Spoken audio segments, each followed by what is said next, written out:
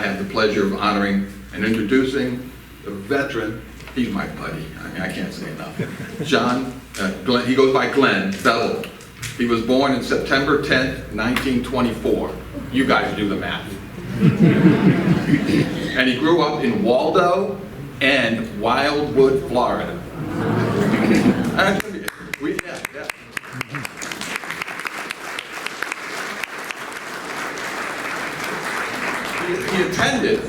He attended Wildwood High School.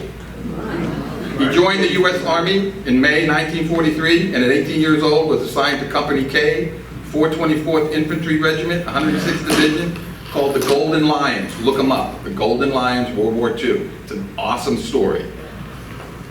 He was on the front line of the Battle of the Bulge, was captured, and had an unimaginable hardship as a prisoner of war.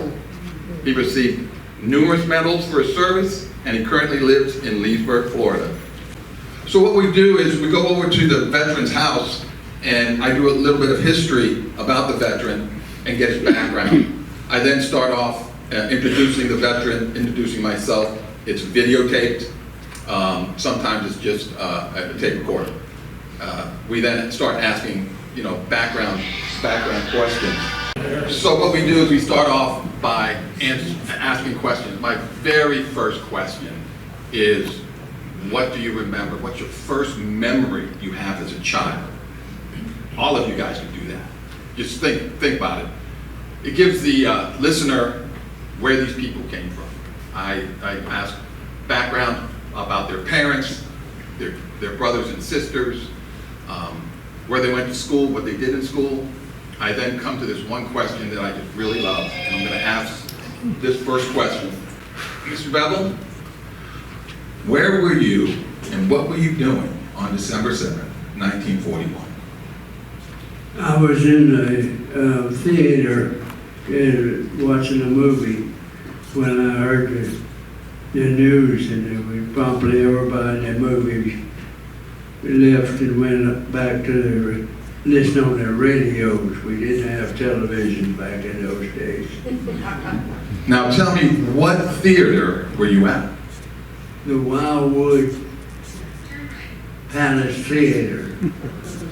For all you people out here, I didn't even know it existed. But if you drive north on 301 and you pass the City Hall on the right, the very next building, it's a yellow, ugly building. That was the theater he was at on December 7th, 1941. I know, it's remarkable. So then I would go in talking about his training, going into the Army, buddies that he had, all sorts of questions. And then I asked him about going over to fight the war. To hurry this up, I'm going to ask him just to talk about a date, December 16th, 1944, which is the first day of the Battle of the Bulge. Why don't you tell everybody where you were stationed, how you got there, and what happened? I was stationed at a small German town named Heckerscheid. We had got on the front line on December 11th, and it was in a building, a home of some sort that we'd taken over. And whenever they, the morning of the 16th at 5 o'clock in the morning, they started shooting artillery shells and screaming memes and lighting the skies with flashlights, floodlights, and it was a scary time where we didn't know what was going to happen. And we all went out and got on our positions, but nothing happened for that time. It wasn't until 11 o'clock that day we got into combat. What happened? And tell everyone how many rounds you had with you and the equipment. They issued us one clip of ammunition, which was 8 shells. And the night before, I was on guard duty, and I heard something outside and I hollered halt, and they still moved, so I shot one round, and all got quiet. The sergeant says, "You probably shot a cow out there." But there was no cow out there the next day. But that meant I only had 7 rounds left to fight. No bayonet, no grenades. And we were well inequipped to fight a war. Tell us about what happened when you ran out of ammunition and the Germans came over. We were in the bunker and we ran out of ammunition, and they threw a hand grenade over close to where our shell was, our cover was, and my buddy said, "I'll throw it back," and he was 6'2" and weighed 200 pounds. I was 5'7" and weighed 143 pounds, and I grabbed him by his belt and pulled him back. I couldn't do that, but it went off, and neither one of us got hurt on that. And what happened when the Germans came up to your foxhole? Well, they come to the cell and said, the little private, I think he was as scared as we were, but he said, "You're out, Smith, now." So we had to crawl out of our bunker and give up. And that was the hardest thing I ever had to do in my life. And so they carried us back and checked us, and while we was there, one of our buddies had gotten a hand grenade in the back. My buddy and I took out our sulfur powder and put on it and tried to keep it from bleeding too bad. And then they got us together. I think it was about only about 6 of us that got captured. The rest of them was able to get back, because we was in this small town, and they were able to get back to their company. And we had to carry the Germans that got shot that was on litters. They made us carry the litters. And we went back to the Siegfried line, and of course a couple of times we had to drop that German prisoner on purpose.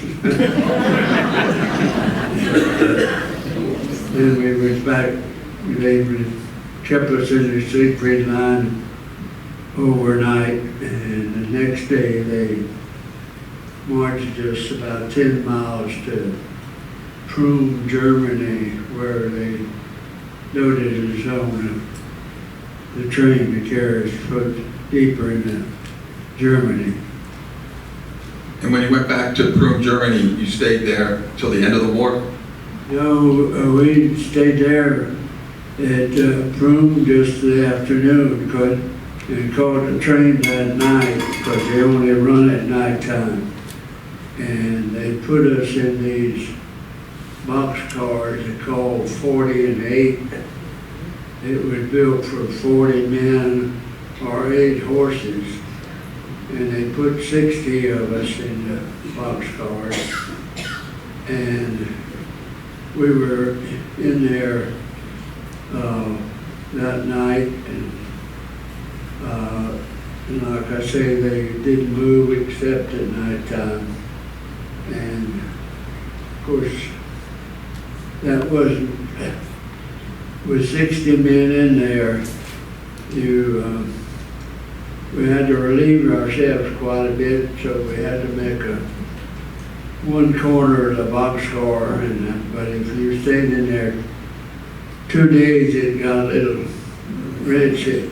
And then they carried us back to Limburg, Germany, and we got into the yard, and it was at night time. And the British always bombed at nighttime. Americans bombed in the daytime. And the British came over and bombed the rail yard, and they hit some of the trains that had prisoners in there. So some of the prisoners got killed there in the rail yard. But then they carried us to what it was a former stockyard, and that's where we spent the rest of the year and Christmas over to the New Year's. If you want to hear the rest of the story, we have that YouTube. It's on a YouTube. It's about an hour and a half long, or an hour and 45 minutes long. But I want to ask you one last question. What were you doing? What happened when you were liberated? I was liberated by the Russians, but I wasn't liberated by the Russians. The Germans was around us, and we woke up one morning and the Germans had all left. Some of the POWs that was able to, had yellow jaundice and was in sick bay, but some of them went out. But the Russians came in and they picked them up, put them back in prison, and they put machine guns around us. And we were there 5 days, and they didn't feed us at all. And then the Americans who had come to Elbe River, which was about 40 miles, 25, 40 miles from Luckenwalde, where we were staying in a prison camp. And the Russian says you can't come across the Elbe River, that's our property. So the Americans had to withdraw back to Magdeburg, but they came over to get the prisoners. They bought a bunch of GI trucks and ambulances, and the Russians said we're not letting any of them out until you bring us a Russian prisoner of war. But then they let us, it was in sick bay, they let us out. There's about 25 of us. And we got back to, what the name of the city, I forget right now. And got back in American hands. He then he was brought back, and he came back to his hometown here in Wildwood, Florida, believe it or not, and is now living in Leesburg, Florida. And so when you go up Main Street and you see that theater, just think about December 7th, 1941. I would continue on talking to him and asking him questions about how he got home, and also what happened, what did he do for a living, and things like that. And this is basically what the oral history is all about, just to share something that you're not going to hear or see again. You're not going to be able to see this anytime soon. Does anybody have a question? Here's the only time you're going to hear a 102-year-old veteran. He'll be able to answer a question. Does anybody have a question? Mike, let me say one thing. This is Michael, his son. When he got back, he went over weighing about 145 pounds. When he got back into America and got his weight, he weighed 83 pounds. And I have that on the video. Yes. This is about his personal life. I want to know, did he have a girlfriend before he went in? And did he have a wife when he got back home? The question was, did you have a girlfriend going into the war? And afterwards, did you have a girlfriend, or did you marry the girlfriend, or were you one of those guys? I had a girlfriend before I went over, but I didn't have her picture, and I had a picture of my cousin who was real pretty. That was my girlfriend. How do you stay so healthy? You look great. How do you stay healthy? I can't think of anything to say, mayonnaise and Metamucil.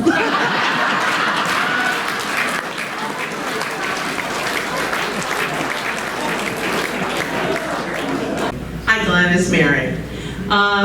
You landed at Normandy also, is that correct? I landed in Le Havre, France, and Everton, Normandy. Okay. That's when we went from England over to France, and then they transferred us up to the front lines. First of all, it's an honor to be in your presence, so thank you very much.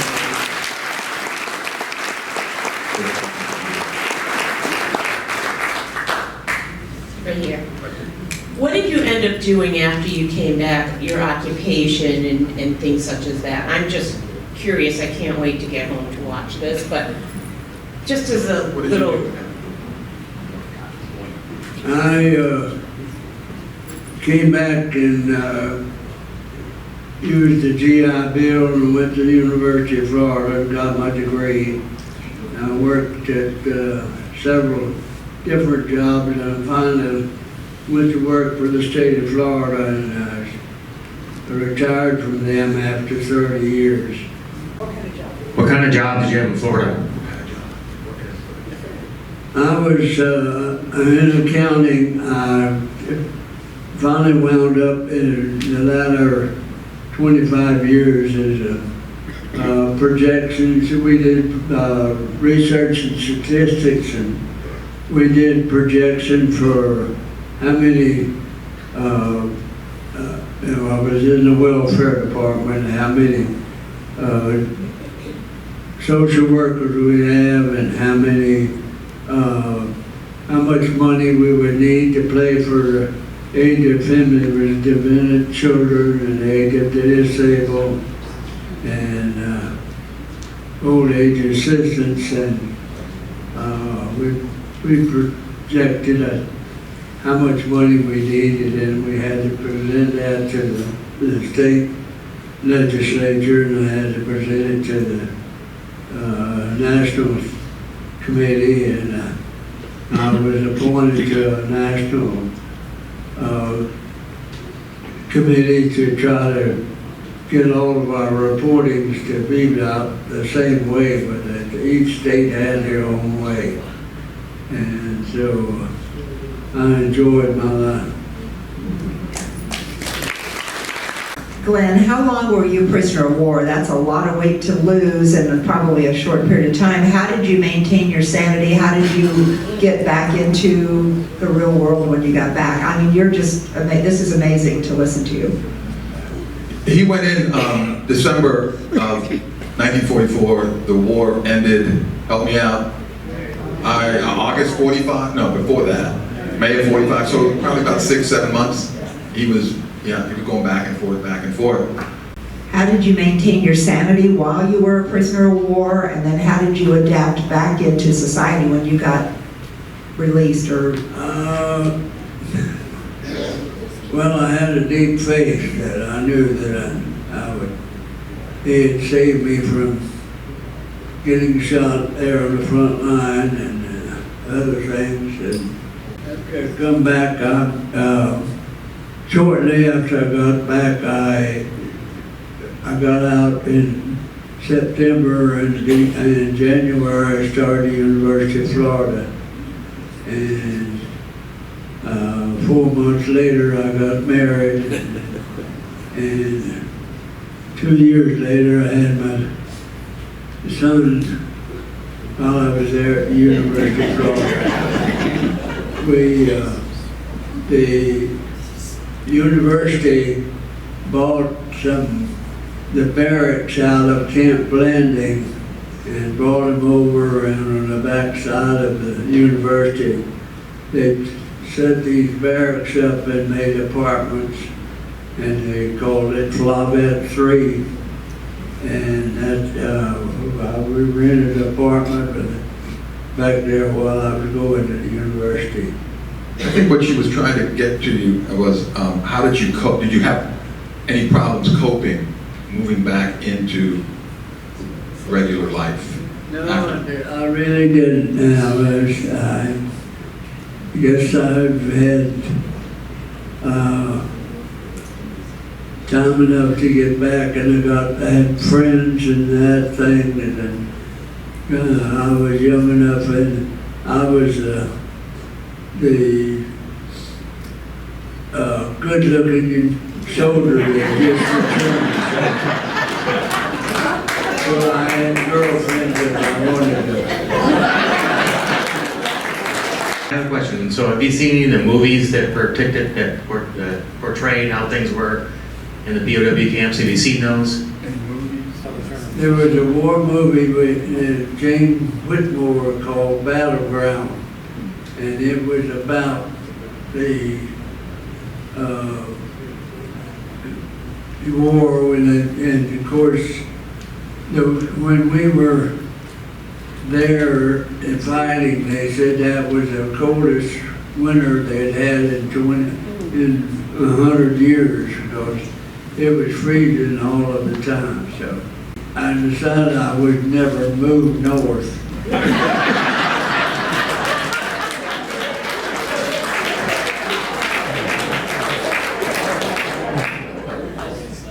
I want to know if you're a big Gator fan and do you go to the games? I'm a Gator fan. I went to University of Florida because Waldo was only 12 miles from Gainesville. We used to say Gainesville was a suburb of Waldo. And also we said Waldo had 801 people if you counted the cows. Another question? I had the privilege of meeting you and your son at the social for pre-flight, or for the Mission 69. I'm wondering, from the flightless mission that followed up, what were your impressions?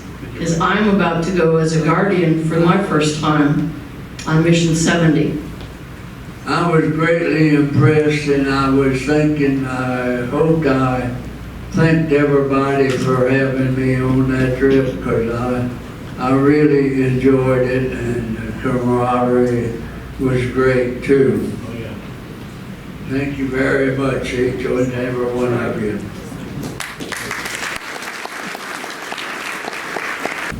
Can you tell the audience what it was like in 2004 when you went back to the site where you were captured? You remember?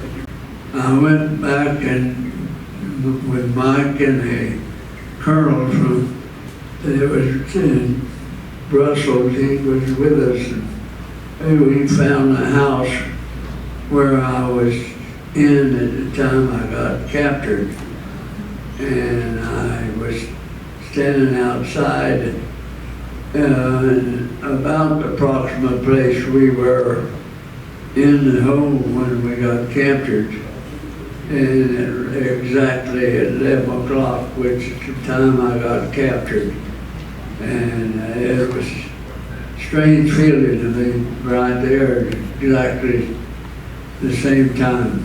I believe that story is on the YouTube also. I know it was more than Mayo and Metamucil. It was your sense of humor. Wonderful.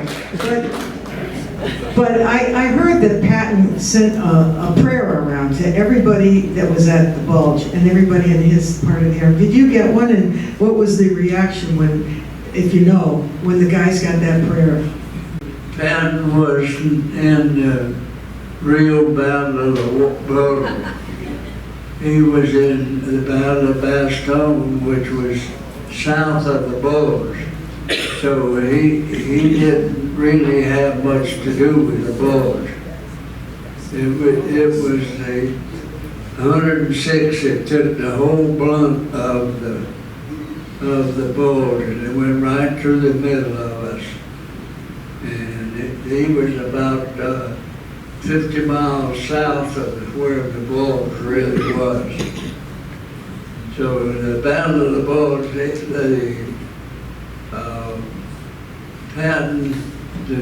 the Germans were trying to go towards Paris, but the Battle of the Bulge, they was wanting to try to go to Amsterdam and cut off the British, and so they could annihilate them and take England. Then the Americans wouldn't have any place to come bring their supplies. So I don't think he wasn't in the main part of the Battle of the Bulge. This is Michael Beville. I'm his knockoff. I've been around a long time. Okay, I had a whole military career, a whole lot longer than he did, almost 38 years. Background, this is not for me. I enjoyed my time. Little background on the Battle of the Bulge. Question was asked about Patton.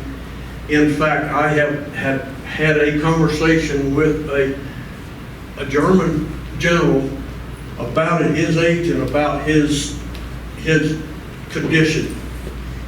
He said directly to a group of us that was there on a tour that the Bastogne operation was essentially a feint to the south to draw the attention away from the main effort, which was 40 miles to the north at the Bulge. These folks, the 106th, were moved into positions that had previously been held by the 2nd Division. They had been completely supplied. They had been there for about 3 weeks on that site. Based on that 3 weeks, they had everything prepared for themselves. When the Supreme Commander had ordered that they be given a rest in the 106th Division, which is a very new, very young, very untested, very barely trained, put on that line, they were told that all they were facing was old men and boys. I.e. his statement about a young boy holding him, that he was as scared as he was. That was probably true. However, the follow-on to those were the armored divisions from Joachim Piper and from Baron von Rundstedt.